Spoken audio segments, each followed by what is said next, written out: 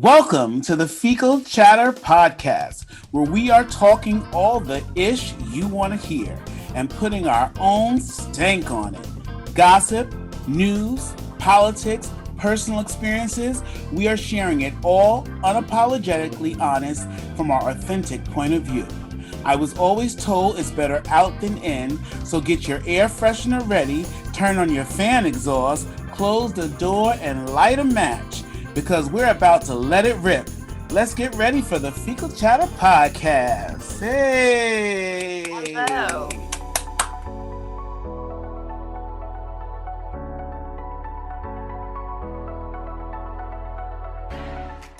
Good How you job. doing today, Itta? I am okay. I'm enjoying, looking out the window and seeing all the pretty trees covered in snow here in New York City. Snow is not my favorite. Not since I've been a kid has snow been something I looked forward to. I have to say, I have to be honest about Where did that. you grow up? Did you grow In New up in a York, yeah, Westchester. grew up in New York, so you Yeah, know so about snow. oh, I Yeah. know snow. I love snow. I lived there those are all my formative years in Westchester. But I just don't. I mean, snow days. First of all, used to mean out of work or out of school. So you got something for it. You got to play a hooky day for snow days. What does snow day mean now? But inconvenience and extra work shoveling.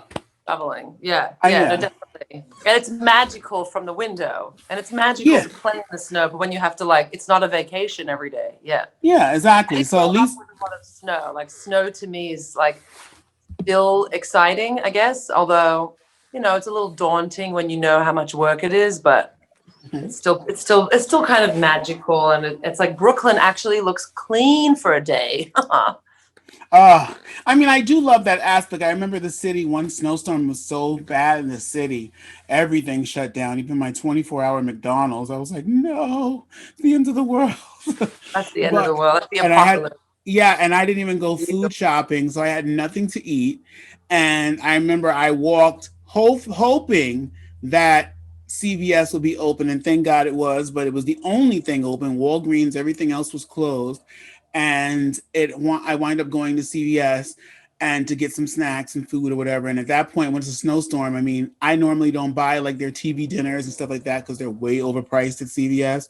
But because it's a snowstorm, they got you by the balls. So you're like, all right, $20 for a TV dinner, okay. You just do what you Yeah. have to do. But I remember the magic of it as far as getting to the CVS because we were literally walking in the middle of the street because it was such a bad storm. There's no cars.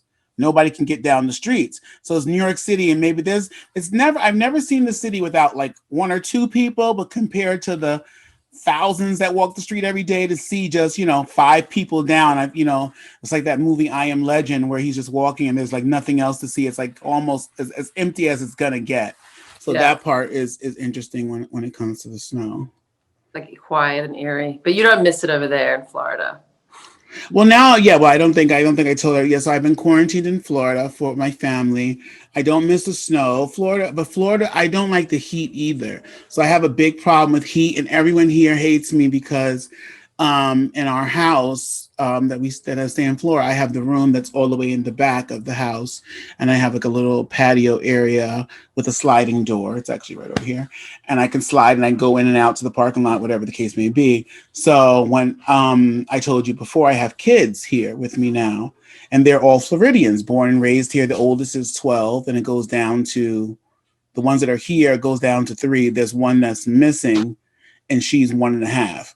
But anyway, long story short, they all freeze back here, and they want to hang out back here. They want to be next to me, but if they want to be back here, they're gonna have to freeze because I'm not gonna melt because I have it's cooler now. It's not New York cold, but Because it's you keep the cooler. door, you keep the door open, or you have the I keep it AC down. cracked. No, I keep the door open. I keep the I keep door the door open. open. Yeah, everyone has central air in Florida. Central air is like a staple in Florida.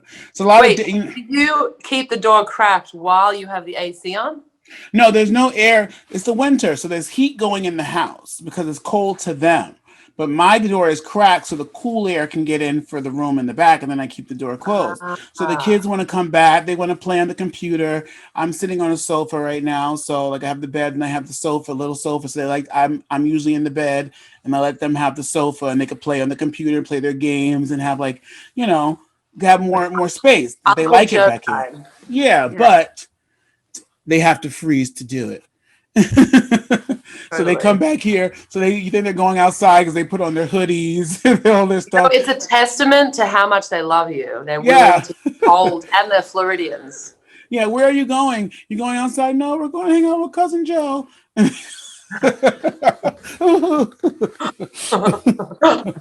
Oh well, Yeah. the price. Yeah, I just I'm not. I've never been a person. There's always like I have my three H's actually, and my three H's are never mess with me when I'm hot, horny, or Horny. hungry. If you're messing me with one of those three things, oh, I didn't think about that. Maybe four H's. Get a new one. Yeah, but if you're messing with I'm hot, horny, or hungry, there is gonna be problem. I'm not gonna be a pleasant person. And the heat really the hunger and the heat go hand in hand. If I'm really hungry and you're like getting on my nerves, you might tap into a side you don't want to see. And hot especially, I just can't deal with extra heat. I never put myself in that kind of position, which is why I missed on a lot of good. Why I never been to Vegas because I always wanted to go to Vegas, but I always thought of course, I just went this past October, but I always heard how hot it was, and I did not want to be bothered, so I went in I just want October. to let you know that there are cities, large metropolitan cities in this universe, where you don't have snow and you don't have incredibly hot, humid days. I need that list ASAP. I got to get that list. Yeah, I feel like Melbourne is in that category, like where I grew up. Oh, Like I love. you have a hot summer, but it's not humid, you know? It's like it's hot. It's hot. You have a summer, but it's not disgusting. It's like a breeze. There's days where it goes up and down. It's Hmm. you and then That's what an. about LA? I just came from LA. I didn't do LA justice. I kind of really didn't. We kind of just went there. We didn't have a real plan. I saw Hollywood, but it was like COVID. I did it on the same trip for my birthday this year that I did Vegas. So I did both of them at the same time. I did San Diego, LA, and then we drove to Vegas. And there's so many countries. I mean, there's so Um, many states. I mean, states like in between. There's what, like 50 states? well, yeah, there's 50 states. There's a Many of lot of them. things I want to see. I definitely want to go to, like I said, I'll do California again. I wasn't impressed by California, and in fact, I was a little. The prices are ridiculous. I remember in school learning that the gas prices were extra high over there. But it's one thing to hear something, and then it's one thing to see it. And when you're paying $1.99 in on the East Coast, and then you're paying for something in California, that's a big difference in gas Is that prices. what it is? Yeah. And we're like at Wow. two something now, so I'm sure they're even higher. Yeah, the LA gas is very expensive. I don't know why it's so expensive Wow. over there. Yeah. So I remember that. And I just thought the food, the restaurant that I went to, I remember we ordered some kind of crab dish. I was so mad at that dinner. I didn't even enjoy it. It was so expensive. It was on Venice Beach. And then they gave us these little crab, it was the crab claws. But where I come from, a crab leg is huge. I mean, this was Sebastian from The Little Mermaid. It was so tiny. I was like, they were sticking out of ice, and there were like six of them, and it was like $45 for six crab legs, but little nugget, and their shells, so the meat inside it wasn't even. I said, "What the hell is this?" I wind up having to argue it off the menu, which I'm very good at. But I ate them and then argued because I said, "This is not what we expected." I was No, like, you're not supposed to admit that you do stuff in public like that.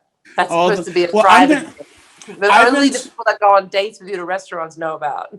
Yeah, no, I've been told for years that like you always find some way to get something for free or discount things or know about the. I said that's how I survive. How do you think I don't make goo gobs of money. I'm not a millionaire and I go out all the time. So that's the ways I know, so I know, where what restaurants to go to. Like I know sushi's half price after 5, and you should go over here to get that kind of deal. I know on Tuesdays you get a free pizza at this place. So I have a list of places that I go, and I go on a specific date because I get the best value and my buck stretches even longer. So I'm not saying I don't believe in going around like, if you didn't get the service you expected, that's one thing. And literally, I mean, these things were like nothing of what I expected at all. And we spent that bill with the $45 was still $200 bill. So it was just like that was like one thing that I felt like was just overly done. I wasn't satisfied with almost anything, but I just could not pay $45 for those 6 little baby claws. I was even mad they killed the baby crab for that meal. And then the oysters they had then we brought oysters and they were like $45 too, and I don't think they were like a dozen. And some of them were so tiny, and I said to him, and he was like, "Well, they're different. These are different species of oysters." Because I said, "Are these baby oysters?" I said, "Is this like a baby killing restaurant? Like, I don't understand why I'm eating all these small petite dishes. Like, I don't get it." And they were like, they said, "Oh no, they're not babies. They're different species of oysters." And I was like, "Well, I only want the big grown up species." At all. I want give the me the grown up. give me the jumbo speed. Give me the one that may have spilled a little bit in the toxic waste and maybe got a little bit 5 times. That's the I one don't I care what's want. in there. I want it. Yeah, I want that one. I don't want this little. I cannot deal with that. I cannot deal I with want little the bull, not pretentious. the lamb. Oh my God. I don't want to get pretentious food. I hate when you go to a party and they serve you like I hate parties that it's fancy, but I hate when they serve hors d'oeuvres on a tray. I do not like that because I feel like I'm a dog, like watching it go around the room, like you're waiting for it to get to you, like in a dog in a treat. So I'm trying to engage in conversation with somebody.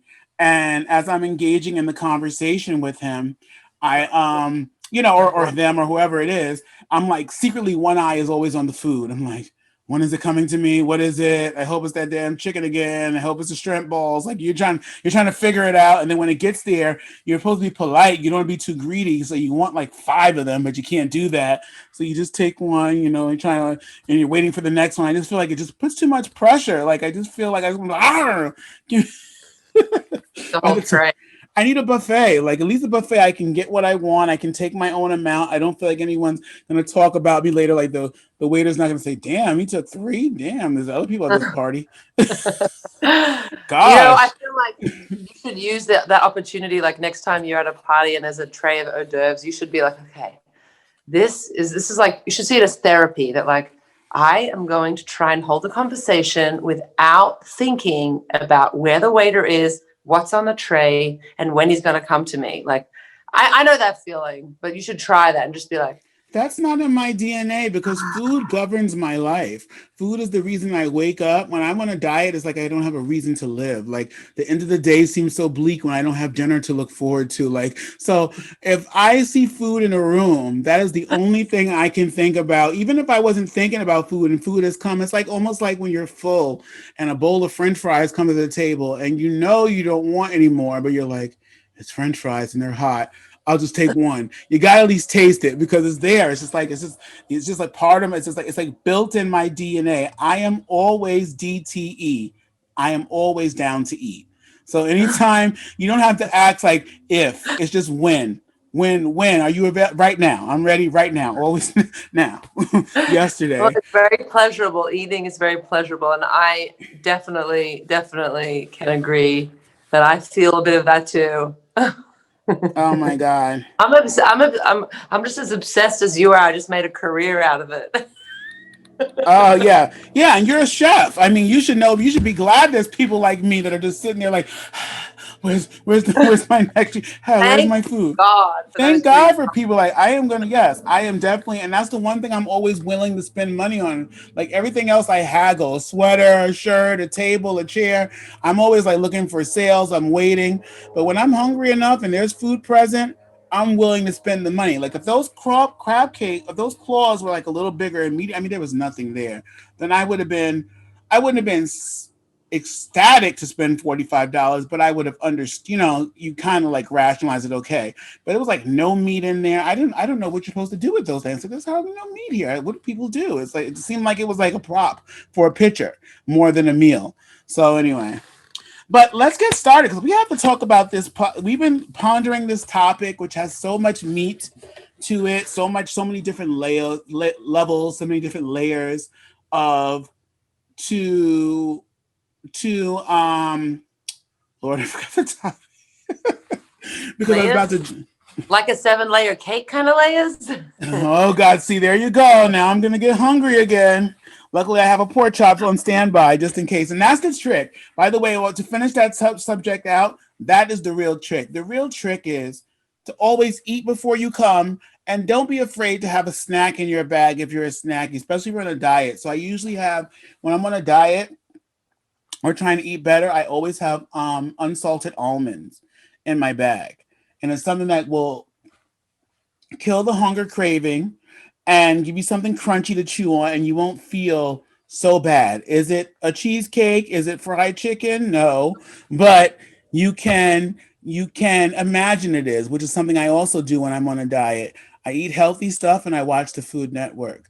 And I watch I watch Guy Fieri cook the diners and dives, drivers and dives, and I freeze like Crystal Light or a sugar-free drink, and I freeze it into ice cubes, and then I crush it up in the blender, and then I have like a little like icy, sugar-free, low-calorie snack as I'm watching them Wait, eat the most beefiest burgers and wait, stuff like that. what do you freeze in ice cubes? It's like a flavor thing, so I freeze like you Like can also buy vitamin sugar. water? No, sugar free, any sugar free drink. So if you see like sugar free powder drinks that are in Walmart, What's in everybody, them? Do they have like fake sugar instead? Like yeah, aspartame? they have some Splenda or something like that, aspartame or something like that. Any kind of diet sugar free juice, Oh or like those God. sugar free ice pops. That stuff is such crap. I feel like the parts of your body.